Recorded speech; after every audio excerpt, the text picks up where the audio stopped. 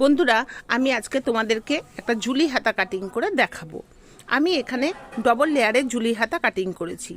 আমি একটা নেট নিয়েছি 15 ইঞ্চি বাই 15 ইঞ্চি, আর একটা নেট নিলাম 12 ইঞ্চি বাই 12 ইঞ্চি।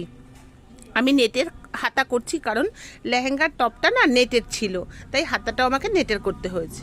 এবার নেট দুটোকে আমি 4 ভাঁজ করে নিলাম, নিয়ে বেশ করে একটু কিন্তু তোমরা প্রেস করে নেবে, তাহলে বসে যাবে। এইবার এইভাবে কিন্তু গোল করে ফিতেটাকে ঘুরিয়ে ঘুরিয়ে চকের দাগ দিয়ে গোল করে নেবে। তাহলে কি হবে বলো তো, প্রপার গোল হবে, কোথাও কিন্তু এবড়ো খেবড়ো হবে না। তোমরা চাইলে হাতেও করতে পারো, কিন্তু সেটা একটু অসমান হয়ে যেতে পারে। তো কি দরকার রিস্ক নয়, তো ফিতে দিয়ে এইভাবে গোল করে চকের দাগ দিয়ে এইভাবে কিন্তু দুটোকেই কাটিং করে নেবে। হ্যাঁ, একটা ছোট হবে, একটা বড় হবে। ছোটটা উপরে থাকবে, বড়টা কিন্তু নিচে থাকবে, তাহলে দেখতে খুব সুন্দর লাগবে। তোমরা চাইলে কিন্তু সিঙ্গেলও করতে পারো, সেটাও মন্দ লাগে না। জুলি হাতা অলওয়েজ দেখতে খুব সুন্দর লাগে। তো আমি এখানে বাচ্চা মেয়ের একটা হচ্ছে বলে আমি ডবল লেয়ারেরই করলাম, যাতে দেখতে ভালো লাগে।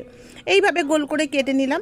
এবার এটাকে খোলার পর ঠিক মিডিলে যে ভাঁজটা হয়েছে দেখো, এখানে একটু দাগ দিয়ে দেবো, যাতে আমার ভাঁজটা পরে মিলিয়ে না যায়। নেট তো ভাঁজটা মিলিয়ে যেতে পারে, তাই এইভাবে আমি দাগ দিয়ে আমি একটার উপর একটা ফেললাম। এবার নেব মোহরাটা। মোহরা যাই থাকুক তোমাদের, 15, 16, 17 যাই মোহরা থাকুক, সেটা 4 ভাগের 1 ভাগ প্লাস হাফ ইঞ্চি।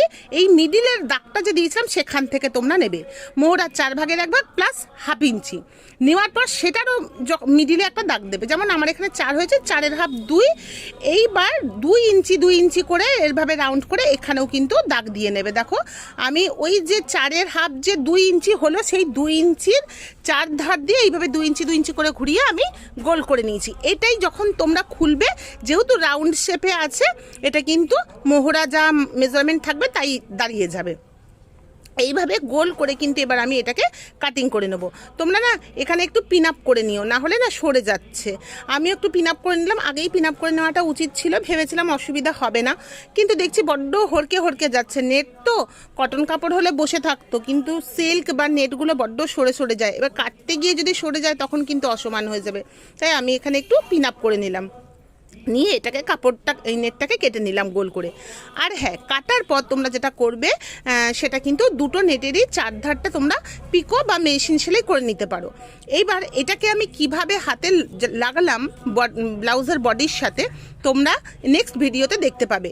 কারা কারা এটা দেখতে চাও আমাকে একটু কমেন্ট করে জানিও।